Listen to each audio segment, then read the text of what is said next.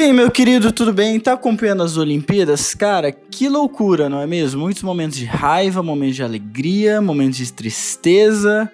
E hoje a gente vai falar um pouquinho sobre algumas coisas que aconteceram. Mas antes, se for possível, você curtir, compartilhar e comentar neste vídeo vai estar abençoando muito a minha vida. Mas vamos lá.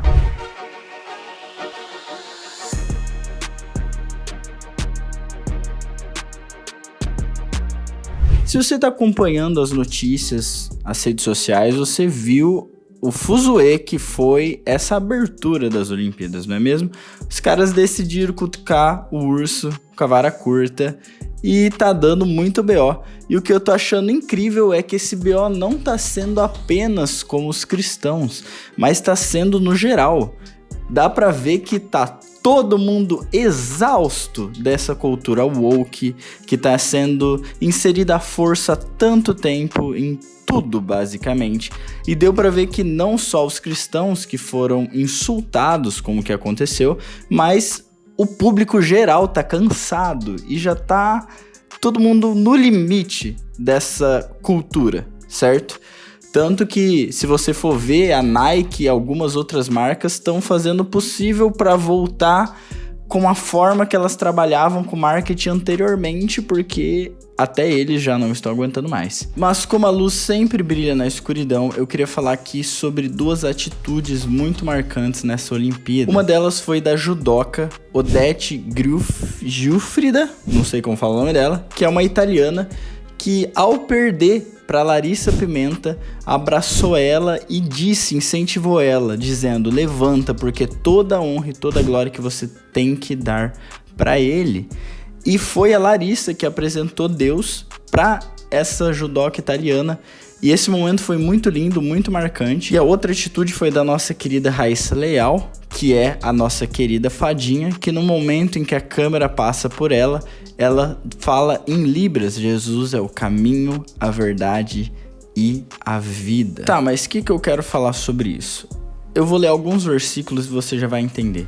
Primeiro, 2 Coríntios 4, do 8 ao 9, que diz assim: de todos os lados somos pressionados, mas não desanimados. Ficamos perplexos, mas não desamparados. Somos perseguidos, mas não abandonados.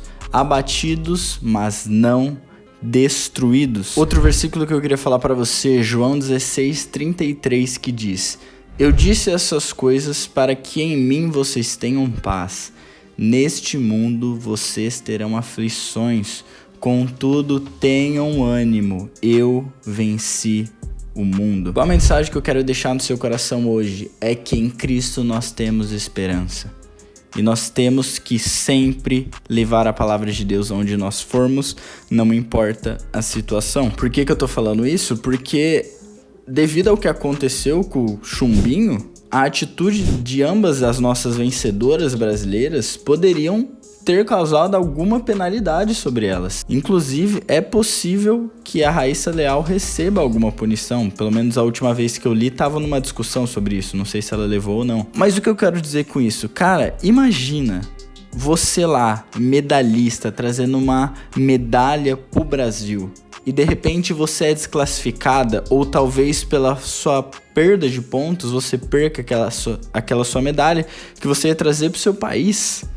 Imagine a responsabilidade que estavam sobre essas duas mulheres, e mesmo assim era mais importante para elas mostrar a glória de Cristo nelas, a vida de Cristo nelas, falar sobre o Salvador delas, do que toda a responsabilidade de trazer uma medalha pro seu país. Imagine o quanto essas duas seriam, cara, não sei nem dizer o que. Imagine o que aconteceria com elas se elas perdessem essa medalha por falar de Jesus. O que a mídia tá falando dessas duas? Mas mesmo assim, elas preferiram honrar o nome de quem a salvou do que ligar pro que poderia acontecer. Isso é uma atitude de muita coragem, porque eu creio que no coração delas tem essa certeza: o meu Salvador já venceu o mundo, então tenho bom ânimo, e é isso. E cara, é essa mensagem que eu quero deixar pra você. Às vezes você tem vergonha de perder talvez a relação de uma amizade, ou talvez, sei lá, alguma coisa da sua vida, alguma relação com as pessoas, que geralmente é o que nos prende, com medo de falar do seu Salvador. Cara, tem gente que perde a vida, tem gente que arrisca uma vergonha mundial simplesmente por Cristo. Mas, cara, tem de bom ânimo. Ele já venceu o mundo. Você não tem o que temer, não. E uma outra coisa que eu queria acrescentar aqui realmente foi uma ofensa muito grande tudo que tem acontecido nos últimos anos.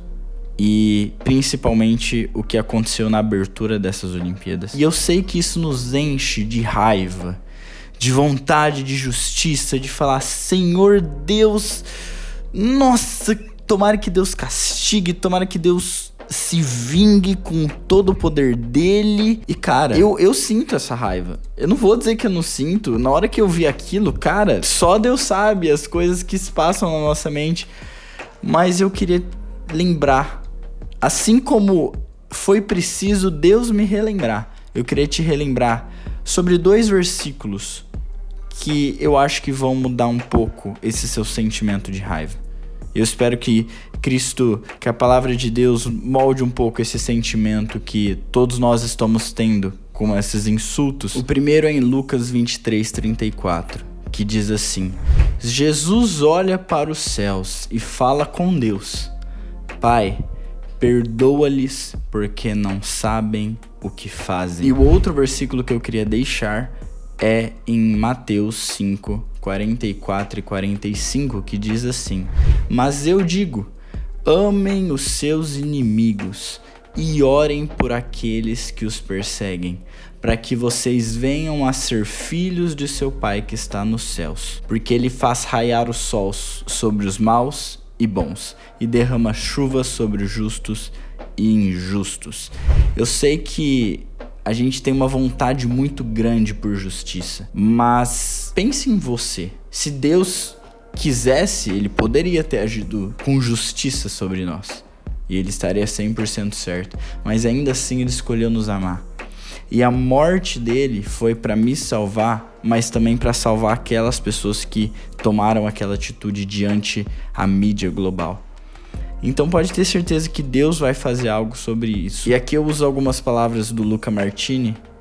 Pode ter certeza de que Deus vai revidar sim, e vai ser com amor sobre cada um deles. Pelo menos sobre aqueles que quiserem e aceitarem o amor de Deus.